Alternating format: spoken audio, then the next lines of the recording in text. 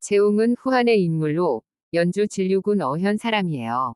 자는 백개이고 청렴결백한 인물이었던 채능의 아들이자 왕망 때 죽어서도 하늘 섬기겠다던 충신 채훈의 후손이에요. 딸로 채엄, 채정이를 두었고 서진의 명장인 양호의 외할아버지예요. 학문과 글씨에 뛰어난 재주를 가져 명성이 높았고 교연, 마일제, 왕랑, 노식, 조조 등과 친분을 쌓았으며 서예의 기법인 영자팔법의 고환자예요. 채옹은 상당한 효자여서 어머니를 3년 동안 간호했기에 고향에서는 채옹을 높이 평가했어요. 태부인 호광에게서 학문을 배웠고 문학, 산술, 천문, 음률의 전부 재능을 보였어요. 관제 시절의 서황, 좌관 등 5명이 중상시가 여루에 봉해졌으며 이들은 채옹이 고금을 잘 타는 것을 알고 진류태수를 통해 채옹을 부르려고 했어요. 그러나 채옹은 이를 병이 있다고 핑계를 대며 거부했고 170년에 사도부에서 교연에게 벼슬을 받았어요. 이후 172년에 사도부의 연리를 지내 묘제에 대해 번잡함이 있지만 생략하지 않아야 한다고 상소했어요. 그 후 178년에 궁전 마당에 푸른색의 순무지개가 나타나자 탐관오리들을 몰아내고 어진 인물들을 그 자리에 임명해야 한다고 상주했다가 중상시 정황의 모함으로 감옥에 갇혔어요. 그러나 하남인 중상시 여강이 채옹의 무죄를 주장했기에 죽는 대신에 삭방으로 유배되는데 그쳤어요. 채옹은 189년에 영제가 사망하고 소제가 즉위하자 대사령이 내려지면서 고향으로 돌아왔으며 이후 동탁이 정권을 잡자 동탁은 자신의 정권 강화를 위해 여러 명사들을 모았고 그 중에는 채옹도 있었어요. 채옹은 이번에도 병을 핑계로 부름에 응하지 않다가 동탁이 가족을 몰살하겠다는 협박을 받아 마지못해 동탁의 부름에 응해 기용되었는데 동탁은 채옹에게 높은 벼슬을 주며 중용했어요. 동탁은 채옹의 재능과 학문을 중히 여겨 매번 귀하게 대접했고 매번 연회가 열리면 채옹에게 고금을 연주하게 했어요. 190년에 채옹은 화제 이후에 황제들은 대가 자주 끊겼고 영제, 소제, 헌제의 조상도 화제이기 때문에 정통성을 위해서 화제 이후에 황제들은 묘호를 폐지해야 한다고 주장해 동탁이 이를 허락했어요. 동탁이 여포에게 살해당하고 왕윤이 정권을 잡았을 때 채옹은 동탁이 죽었다는 소식을 듣고 여러 감정이 들었는지 탄식을 뱉었는데 이 이유로 체포되었어요. 이때 채옹은 어떤 형벌을 받아도 좋으니 한나라 역사책만은 완성하게 해달라고 왕윤에게 간청했으며 태위 마일제 역시 왕윤에게 채옹을 살려줄 것을 부탁했으나 왕윤은 무죄가 사마천을 죽이지 않는 대신 궁형에 그쳤는데 사마천은 황제를 비방하는 책을 쓰지 않았는가?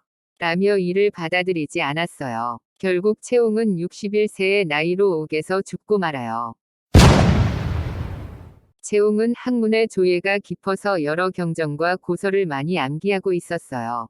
후한서의 기록에 따르면 광화 원년 6월 정축일에 흑운이 북쪽 옥명전 동쪽 정원에 떨어졌는데 까만 구름 속에서 튀어나온 것은 오색으로 빛나는 몸에 머리가 있고 길이는 10여 장쯤 되는 용의 형상을 한 것이었어요.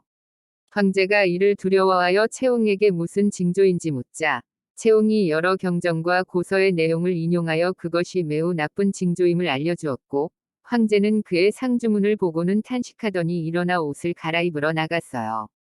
또 달필로도 명성이 대단히 높았는데 희평 4년에 유귀 문자를 교정해 바로잡을 것을 건의해 영제가 이를 허락했어요.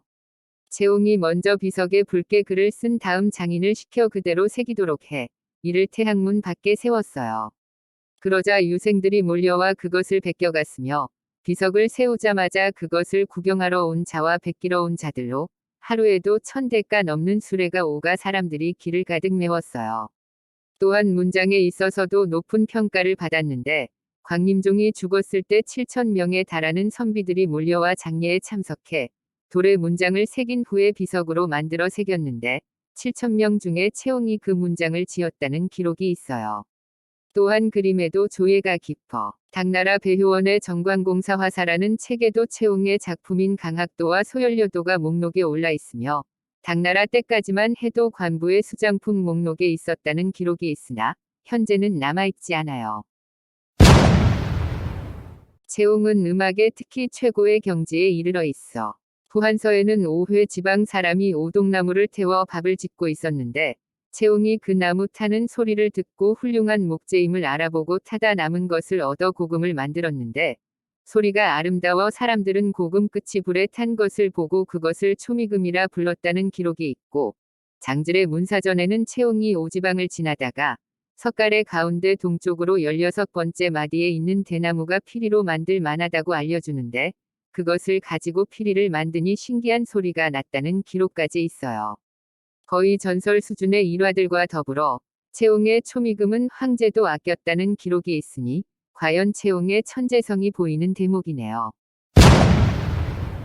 채옹은 홍문에서 장인들이 솔로 벽에 바르는 것을 보고 비백서를 개발했다고 기록되어 있는데 비백서란 먹을 적게 찍어 붓자국에 흰 찬줄이 생기게 하는 독특한 서체로 후대의 서예가로서 가장 칭송받는 업적 중 하나예요. 원앙의 서평에서는 채옹의 글씨에 온갖 칭송은 다 갖다 붙이며 칭송했고 으뜸 중위 으뜸이라 덧붙였어요. 또한 채옹은 현대까지 이어져 내려와 사용되고 있는 영자팔법이라는 서체 연습 방식을 고안한 사람으로 영자팔법이란 서예의 기초적 수련법인데 쉬워 보이는 길영 한 글자에 절묘하게 해서체를 이루는 8개의 선 모양이 들어있다는 점에 착안한 연습법으로 서예에 써먹을 수 있는 모든 기술이 함축되어 있어 길영을 기초로 서체를 연습한다는 이론이에요. 이렇듯 채옹은 통소를 제외하면 거의 모든 방면의 재능을 가진 인재였어요. 그러나 때를 잘못 만나 섬긴 군주가 영재, 동탁, 왕윤이어서 많은 활약을 보여주지 못한 게 아쉽네요.